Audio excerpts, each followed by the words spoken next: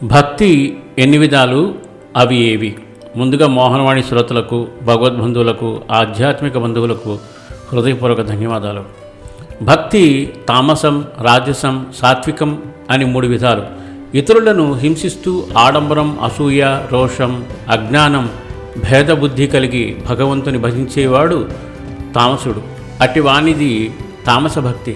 ఆడంబరంతో కూడిన పూజా ద్రవ్యాలతో, అష్టైశ్వర్యాల కోసం, పేరు ప్రతిష్టల కోసం పూజనీయుడైన భగవంతుని పూజించడం రాజస భక్తి అవుతుంది.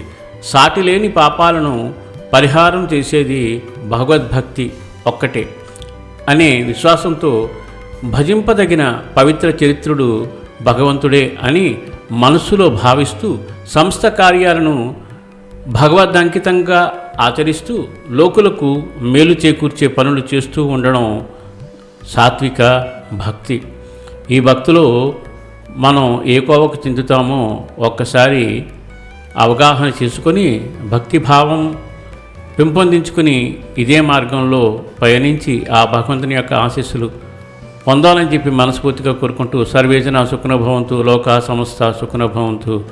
ధన్యవాదాలు. స్వస్తి.